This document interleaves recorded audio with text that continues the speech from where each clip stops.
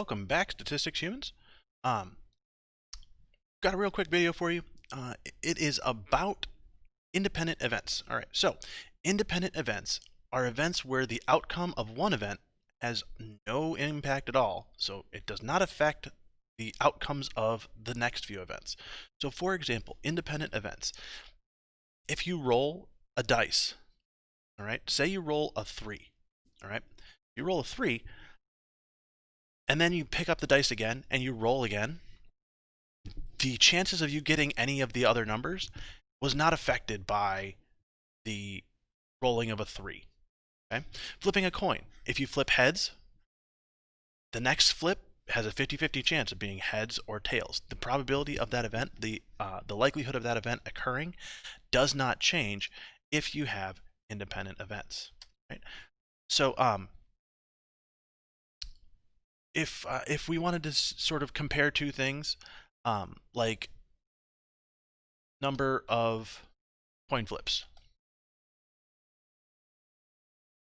Okay, number of coin flips, and then we would be able to say that like half of those were heads and half of those were tails. I promise that this thing right here, I promise that that is an H, okay? Is that H? There we go, heads. So half are going to be heads, half are going to be tails. If we have a very, very large number of coin flips, it'll be closer to that half and half because those coin flips are independent of each other, okay? So, um, opposite of independent events are dependent events. So like whenever you're thinking about dependent, you have to think of some sort of relationship. Okay, so let's say that you go to um, let's say that you go to a restaurant. Okay, let's say you go to a restaurant.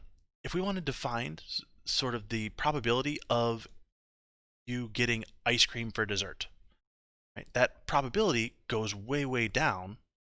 The probability of that is affected by the temperature outside.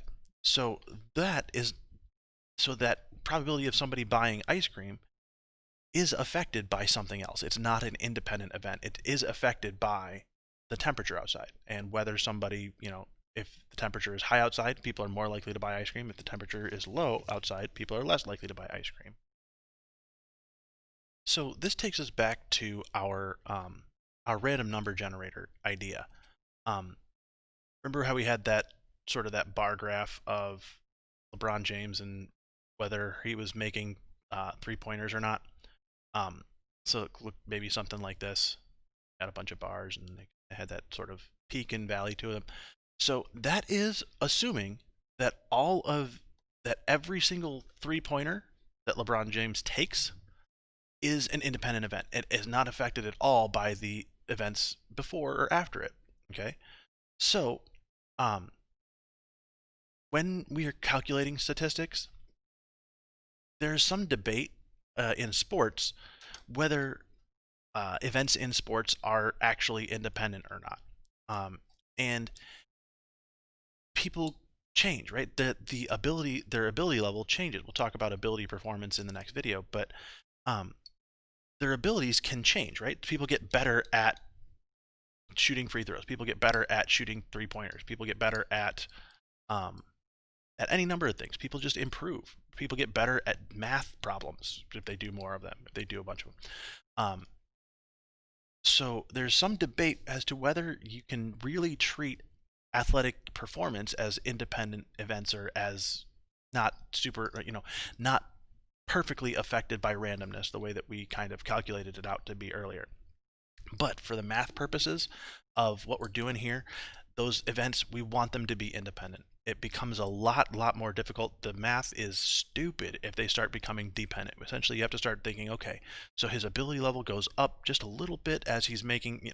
You have to start really nitpicking and getting into the nitty gritty of things. So, really, unless it's really obvious, treat everything as independent events. Okay, independent events.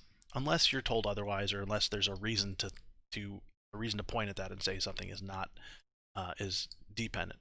Um, Assume that nothing has any impact on anything else. Each event happens in a vacuum. Okay? With that, I will leave you to the next video. Have a good one.